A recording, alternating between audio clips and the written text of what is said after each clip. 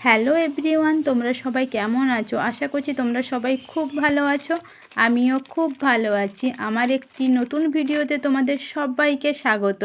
Good morning সবাইকে। আজকের ভিডিওটা আমি এইখান থেকে স্টার্ট করছি, কেউ স্কিপ করবে না। সকাল কিন্তু আমি তাড়াতাড়ি আজকে ঘুম থেকে উঠে পড়েছিলাম। উঠে কিন্তু প্রথমে কিন্তু বাড়ির সমস্ত বাসি কাজ করে ঘরটা ঝাড় দিয়ে ঘরটা কিন্তু মুছে নিলাম। এরপরে গেছিলাম আমি চান করতে। চান করে চলে এসে আগের দিন তো দেখেছিলে যে গরম তেল ছিটকে এসে আমার কি অবস্থা হয়েছিল, দাগগুলো, তাই তোমাদের সঙ্গে একটু শেয়ার করলাম। তারপরে চলে গেছিলাম কিন্তু আমি পুজো করতে। আজকে কিন্তু মহাদেবকে আমি গঙ্গা জল আর মধু দিয়েছি, তারপরে কিন্তু পুজো করেছি। তো চলো, আমার কিন্তু আজকের মতো পুজো করা শেষ। এরপরে যাব আমি রান্না করতে। কালকে রাতে কিন্তু ব্রেডটা তোমাদের দাদাভাই নিয়ে এসে রেখেছিল, তাই ভাবলাম সকালে ব্রেড টোস্টটাই বানিয়ে দেই। তাই আজকে আর সকালে ভাত রান্না করিনি, ব্রেডটাই প্রথমে বানিয়ে নেব, তারপরে দুপুরে রান্না করার জন্য ভাত রান্না করব। তো প্রথমেই ভাবলাম যে ক পিস ব্রেড বানাবো, আমরা দুজন, তাই ভাবলাম যে 6 পিসই ব্রেড বানাই। এর জন্য কিন্তু আমি 2টো ডিম নিয়ে নিয়েছিলাম, পেঁয়াজ কেটে নিয়েছিলাম একটা বড় সাইজের, তার মধ্যে কিন্তু লবণ আর হলুদ আর সামান্য পরিমাণ জিরে দিয়েছিলাম। প্রথমেই কিন্তু আমি তাওয়া বসিয়ে দিয়েছি, তাওয়াটা হালকা করে গরম করে নিয়েছি। তারপরে ব্রেডগুলো কিন্তু আমি পিঠ ও পিঠ করে কিন্তু সেঁকে নিয়েছি প্রথমে। তারপরে কড়াইতে সামান্য পরিমাণ তেল দিয়ে ডিমের পোরটা দিয়ে তারপরে কিন্তু ব্রেডটা দিয়েছিলাম। তারপরে আবার একদিকটা উল্টে দিয়ে আবার ডিমের পোরটা দিয়ে দিলাম। এইভাবে কিন্তু আমি 6 পিস ব্রেড ভেজে নিয়েছি একইভাবে। দেখো, আমার কিন্তু ব্রেড ভাজা হয়ে গেছে। এটাই হচ্ছে গিয়ে আমার সকালের আজকে খাওয়ার থালি, আমার দুজনেরই। তারপরে কিন্তু দেখো, আমি কিন্তু একা খেতে বসে গেছি। তোমাদের দাদাভাই আজকে আসতে একটু দেরি হবে, আর আমাকে খিদা লেগেছিলো, তাই আমি খেয়ে নিয়েছি। তারপরে চলে এসেছিলাম দুপুরে রান্না করতে। দুপুরে আজকে লাউ ঘন্ট করেছি। লাউ ঘন্টের রেসিপি আর তোমাদের সঙ্গে শেয়ার করিনি। আচ্ছা, তোমরা বলো তো, সজনে ডাঁটা ভাজা খেতে তোমাদের কার কার ভালো লাগে? আমার তো খুবই ভালো লাগে। রসুন দিয়ে যদি সজনে ডাঁটা ভাজা করে খাওয়া হয় কিন্তু খুবই দারুণ লাগে, দুর্দান্ত। তোমরা যদি না খেয়ে থাকো অবশ্যই একদিন ট্রাই করবে, তোমাদের আশা করছি খাবারটা খুবই ভালো লাগবে। তারপরে চলে গেছিলাম মাছের টক রান্না করতে। মাছের টকের রেসিপি আর শেয়ার করলাম না, তোমরা তো জানো মাছের টক আমি টমেটো দিয়ে রান্না করি।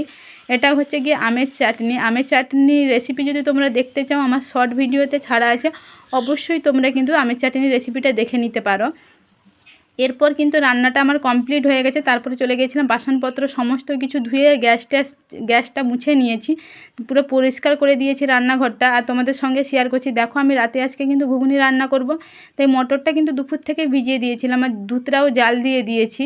এরপর কি কি রান্না করলাম তোমাদের সঙ্গে শেয়ার করছি। আমি কিন্তু পটলও ভেজেছিলাম, পটল ভাজাটা কিন্তু তোমাদের এখন দেখালাম, কারণ আগে কিন্তু দেখাইনি। তারপরে আমি বাইরে চলে এসেছি। মাথা যেহেতু আমি সকালে আজকে ধুয়েছিলাম, মাথার চুলটা কিন্তু শোকায়নি। রান্না করার সময় চুলটা তো আমি এমনিই বেঁধে রেখেছিলাম, তাই চুলটা এখন একটু ছেড়ে দিয়েছি যাতে মাথাটা শুকিয়ে যায় তাড়াতাড়ি। এরপরে কিন্তু বাইরে আমার সমস্ত জামাকাপড় শুকিয়ে গিয়েছিলো, ওগুলো কিন্তু আমি তুলে নিয়ে ভাঁজ করে এসে রেখে দিয়েছি। তারপরে কাজ করেছিলাম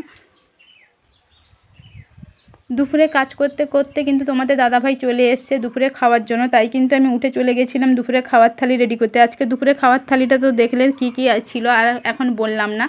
তারপরে বিকালে জাস্ট একটু শুয়েছিলাম, ঘুম থেকে উঠে চলে এলাম মাথা চিরুনি করতে। এরপর যাব ঘর ঝাঁট দিতে। মাথা চিরুনি করে নিয়েছি, এরপরে যাচ্ছি কিন্তু ঘর ঝাঁট দিতে। যারা যারা আমার আগের ভিডিওতে কমেন্ট করেছো তোমাদের সবাইকে অসংখ্য ধন্যবাদ। বিশেষ করে বাপ্পাকে অসংখ্য ধন্যবাদ। বিনয়, তোমাকেও অসংখ্য ধন্যবাদ আমার আগের ভিডিওতে কমেন্ট করার জন্য। কিউট রানী, মিসেস মিত্র, সবাইকে, যারা যারা আমার আগের ভিডিওতে কমেন্ট করেছো সবাইকে অসংখ্য ধন্যবাদ। ঘরটা ঝাঁট দিয়ে কিন্তু চলে এসেছি, এসে কিন্তু কপালে একটা টিপ পরে নিয়েছি। এরপর গেছিলাম আমি সন্ধে দিতে, তো সন্ধে দিয়ে চলে এসেছি। তারপরে এসে কিন্তু আমি কাজে বসবো। তো দেখো, আজকে কিন্তু এই শাড়িটাই চলেছে, মানে এই শাড়িটা আমাকে দিয়ে গেছে। এই শাড়ির ডিজাইনটা তোমাদের কেমন লাগছে অবশ্যই কমেন্ট করে জানাবে। আমার তো খুবই ভালো লাগছিলো, কিন্তু কাজটা করতে খুবই কষ্ট। সুতোগুলো কিন্তু খুবই শক্ত ছিল আর ছোটো ছোটো, তো তাই আমার একটু কষ্ট হয়েছিল। এই কাজ করতে করতে কিন্তু আমি চলে গেছিলাম দুপুরে যে মটরটা ভেজানো ছিল সেটা কিন্তু আমি প্রেসার কুকারে বসিয়ে দিয়ে চলে এসেছি আলু কেটে আর টমেটো দিয়ে। তো চলো আমি তোমাদেরকে দেখাচ্ছি, আমার মটর কিন্তু সেদ্ধ হয়ে গেছে। দেখো, আমার কিন্তু মটরটা সেদ্ধ হয়ে গেছে। এর মধ্যে কিন্তু টমেটো একটা বড় দিয়ে দিয়েছি। তো চলো, আজকে কিন্তু তোমাদেরকে আমি মটরের রেসিপিটা শেয়ার করছি। এর জন্য প্রথমে কড়াইতে কিন্তু আমি সর্ষে তেল দিয়ে দিয়েছিলাম, তার উপরে দিয়েছিলাম জিরে ফোড়ন। তারপরে কিন্তু আমি পেঁয়াজটা কেটে রেখেছিলাম। আমার কিন্তু হলুদ ছিল না, তাই কিন্তু প্যাকেটটা কেটে আমি হলুদটা বের করে নিলাম।